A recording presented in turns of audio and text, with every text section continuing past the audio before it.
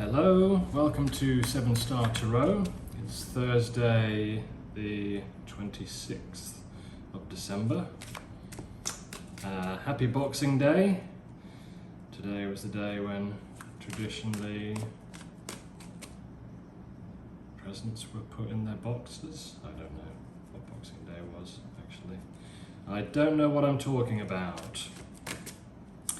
But let's have a reading for the day after Christmas anyway. Hopefully you're recovering slowly from whatever indulgences may have been on the table yesterday. And hopefully you're all doing well. So we're going to do Celtic Cross today. And what do we have? We have, Seven of Pentacles again. This came up yesterday, didn't it? So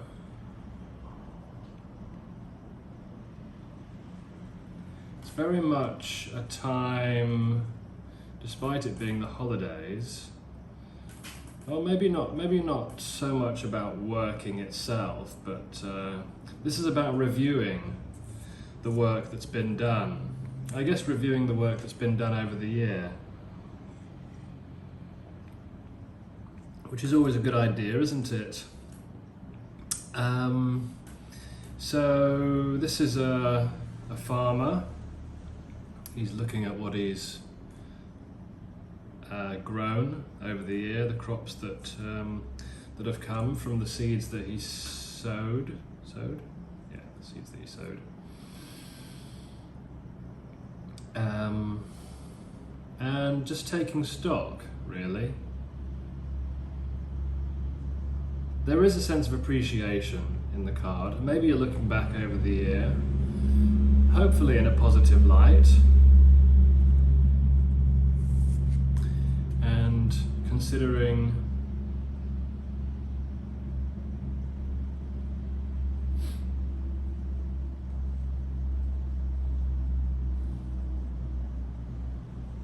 just seeing how good what your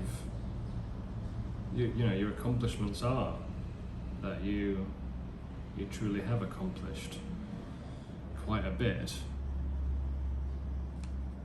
Then we've got the Six of Pentacles, which is about giving and receiving. It's about balance between what is given and what is received. You can see the rich lord giving to the peasants. But there is a sense of inequality here, even though the card seems like it's trying to display equality, like he's holding up the scales as though to say, ah yes, look, what's being given is equal here. But then actually, if you look carefully at the scales, one of them is actually a little bit heavier than the other. So there's some kind of favoritism going on there, and he's also, seems like he's only giving to one of these beggars. There's very much a difference of hierarchy of level, like the difference between somebody on his knees begging and the guy holding up the scales saying, yes, you are worthy and you are not worthy. So there's a sense of kind of like judgment here and status. There's a lot going on in this card. But why? It's crossing the Seven of Pentacles. And the crossing card often indicates like an opposing force. So if the general vibe is this Seven of Pentacles, taking stock of what you've done and seeing that it's good, what's crossing it might be a sense of, have I received as much as I've given? And is what I've received fair? And is what I've given fair? The Lovers, the Knight of Wands, the Nine of Swords. Oh, it always starts out as looking like it's nothing to do with love, and then the Lovers comes up.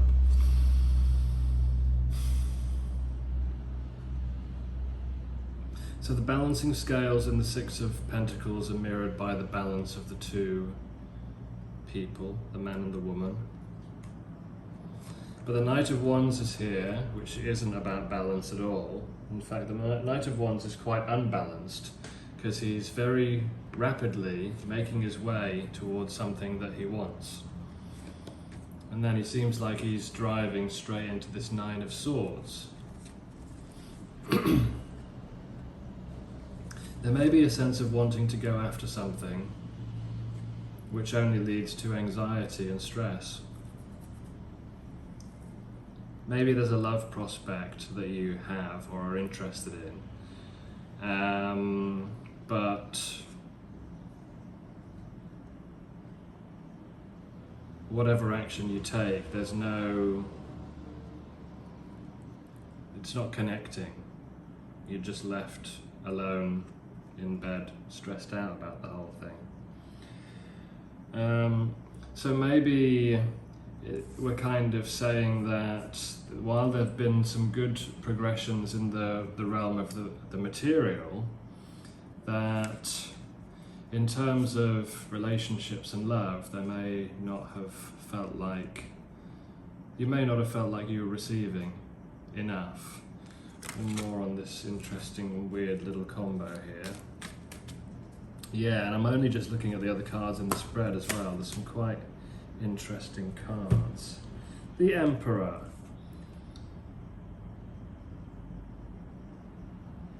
So this could be a fire sign that you're interested in. I mean, the Knight of Wands is the player card. So are you interested in a player? Someone who's quite got quite a short attention span. Someone who seems maybe interested in you one minute and then isn't. We also have the Emperor, so this might be a person who's seems quite stoic, or maybe even just disinterested. Someone who's clearly in charge of their own reality, and may even be some kind of boss. Yeah, it could be a fire sign, could be an Aries, or have that in their chart. But very stoic. This person doesn't look like they're very interested in love. And in the foundation we have defeat, so that's kind of confirming. And in the past we have the Eight of Swords. So lots of swords, mentally feeling defeated. Wow. Oh my God, they're all swords. The foundation is the Five of Swords, the past is the Eight of Swords. External influence is Two of Swords. And the future is the Queen of Swords. Jeez. Let's clarify each of these cards in turn and see what we get. So, why is the Five of Swords there? Five of Cups. Looking at the failures of the past and the regrets, and being overly focused on them and ignoring the other two cups that are standing, and the bridge in the background indicating that there's a way out of this. And the way out of this feeling of being defeated is to stop focusing on the things that haven't worked and to try to bring your mindset back to your intuition, back to your knowledge of how the world works and how people are.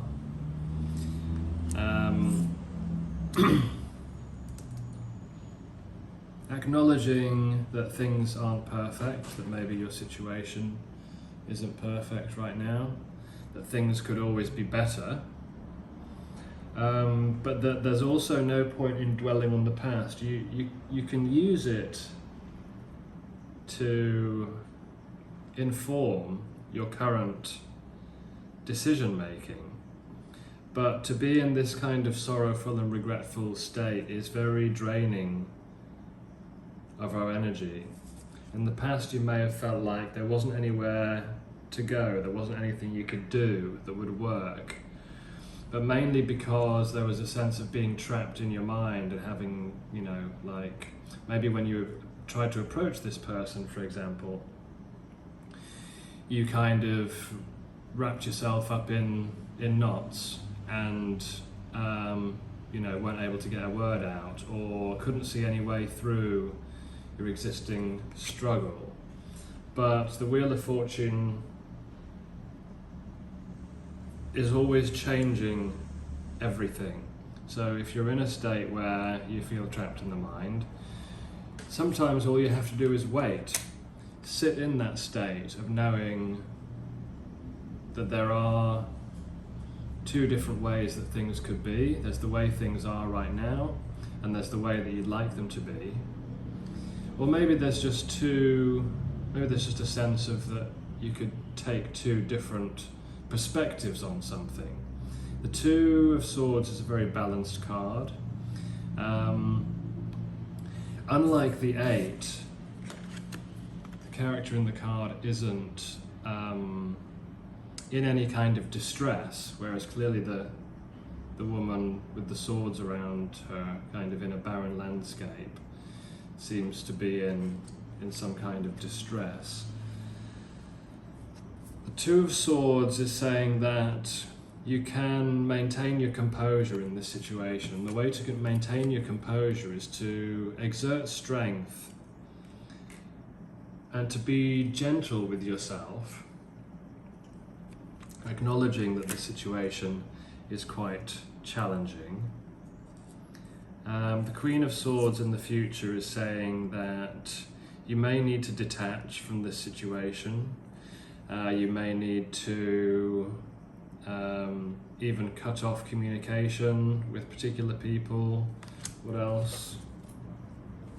I mean, the High Priestess is quiet, silent, just sitting, receiving the messages from her intuition, from her higher self, watching the situation unfold.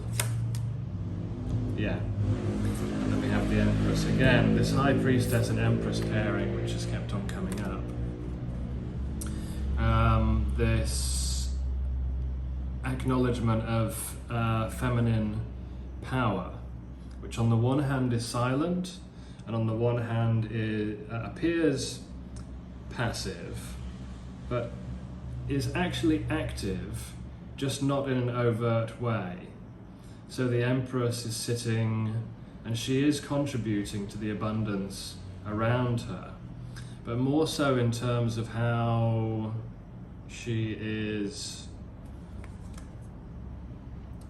I want to say, organizing her thoughts and organizing her perceptions about the world. The Empress believes in her own self-worth, and she believes that good things are going to come to her. And in contrast to the Five of Cups, which is focusing purely on the loss and on the emotional turmoil of that loss, the Empress has been able to turn herself around and to focus on the cups that are there. So again, this message of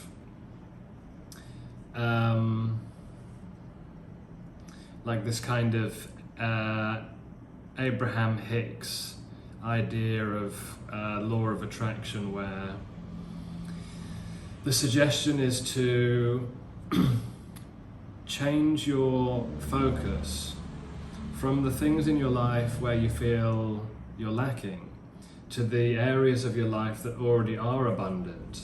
And all of us, no matter what our circumstance, can find some small area, like some area of our life, however small, which is abundant and which does, give us joy. You can take joy in, like, the fact you have a pet. I've got my little My little kitty cat sitting with me doing my tarot reading. So I'm enjoying that at the moment, having him sit there and purr on my lap. You know, enjoying the little things, the small blessings that we all have, and appreciating the victories that you've achieved this year. That actually you are a magician and you are capable of manifesting things.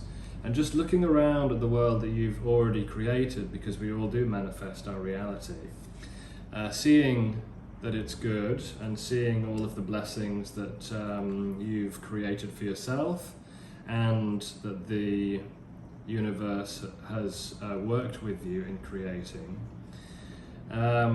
realizing the abundance that's there,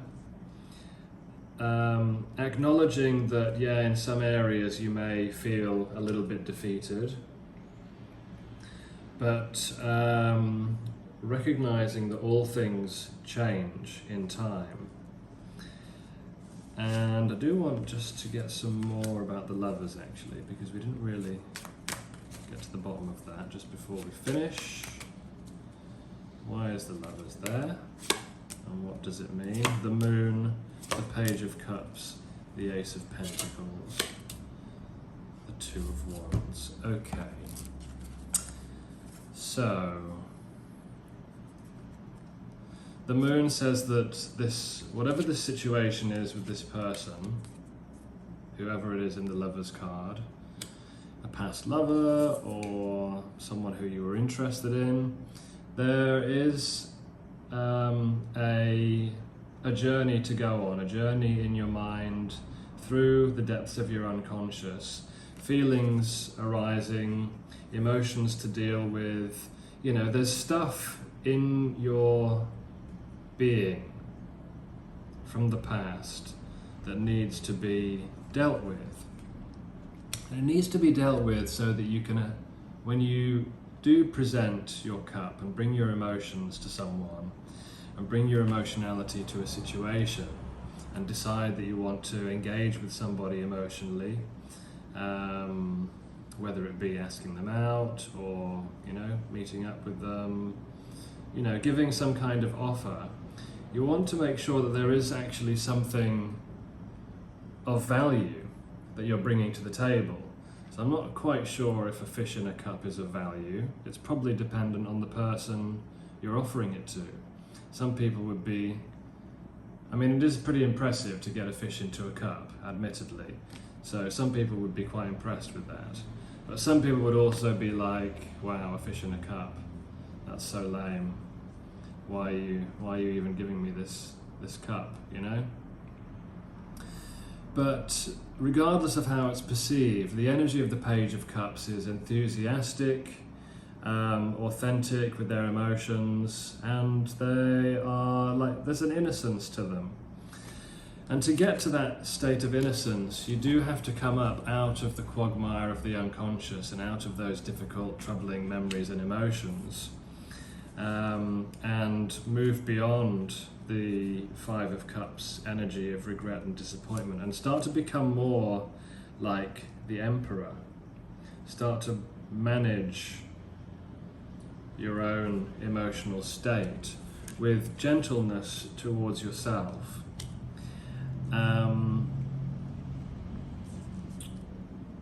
Tapping into the feminine energy, which is